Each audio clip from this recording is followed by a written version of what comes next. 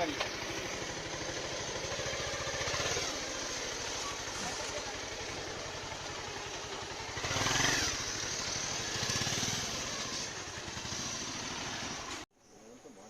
এই আজকে আমাদের সাথে আছে সিদ্ধার্থ, আমাদের রনি, স্বাভাবিক আবির, সাপ মাত্রই হয়। অমিত বাড়ির মধ্যে। এখানে পুরো ছাপ থাকার মতন আদর্শ জায়গা একদম। আপনারা এই জঙ্গলগুলো পরিষ্কার করার ব্যবস্থা করবেন। ওর তো বিপদই, আপনাদেরও সাথে। এই যে শুকনো জ্বালানি স্তূপ, মানে জ্বালানি কাঠ নাকি?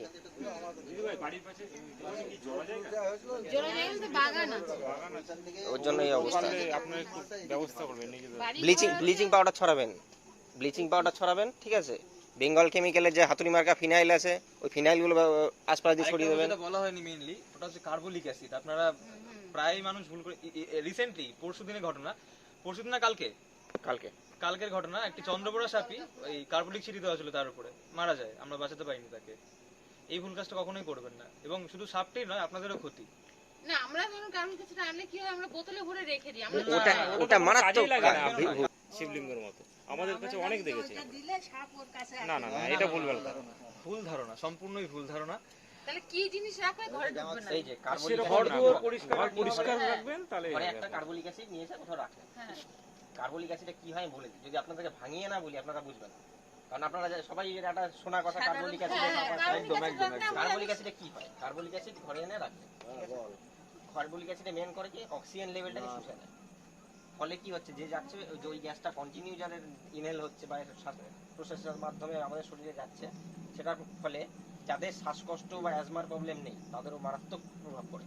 মারাত্মকভাবে তাদের শ্বাসকষ্ট বা অ্যাজমার প্রবলেম শুরু হয়ে যাবে। বাড়িতে ছোট বাচ্চা বা বয়স্ক মানুষ থাকলে তাদের উপর এফেক্ট আগে করবে। যার জন্য কার্বলিক অ্যাসিড আমরা ব্যবহার করি। এতে শুধু মানে সাপের বা প্রাকৃতিক যে জীবজন্তু আছে তাদের ক্ষতি না, মানুষেরও মারাত্মকভাবে ক্ষতি। এমনকি হাতে পায়ে লাগলে, বাড়িতে বাচ্চা কাচ্চা লাগলে তো পুড়বেই। হ্যাঁ, সেটা পুড়ে যায়। তাছাড়া মানুষের পক্ষে মারাত্মক ক্ষতি করে। তার জন্য কার্বলিক অ্যাসিডটা আমরা এই জন্য না করি।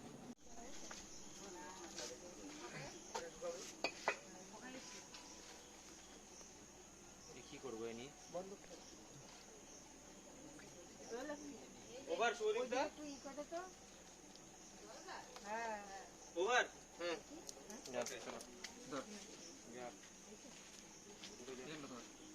দেখা যাচ্ছে না, কাঁচা লাগবে না। এই সরে যাচ্ছে, সামনে সরে যাচ্ছে। ইয়েটা দে, টর্চটা দে। বুঝতে পেরেছি, আটকাবে। হ্যাঁ, আটকাবে না।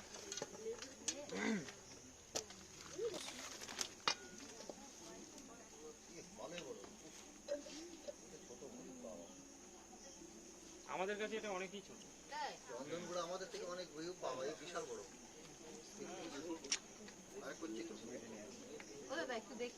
চন্দনগুলো যার যার দেখার এখন দেখে নিন, আর ইয়ে করা যাবে না।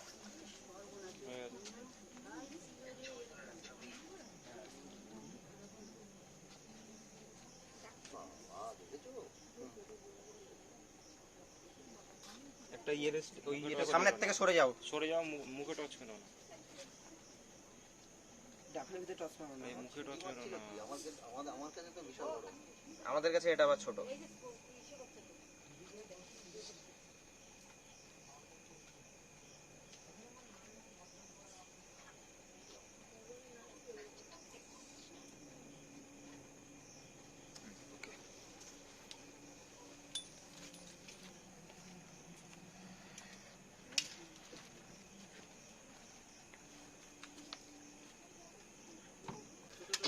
এ ভাই, এই টর্চটা দিয়ে না ওদের।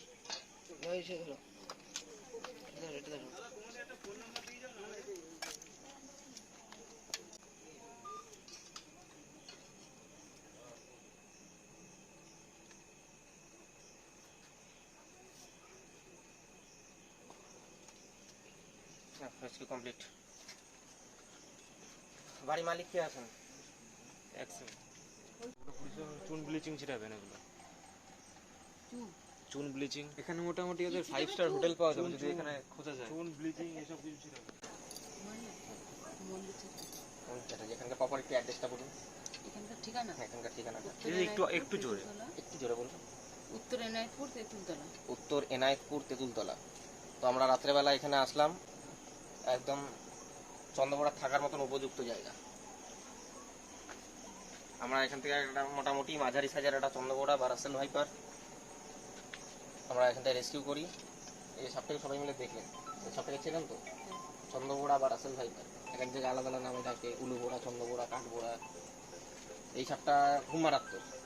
এই যে ভেনামের কম্পোজিশন আছে, এটা হচ্ছে হিমোটক্সিক ভেনাম।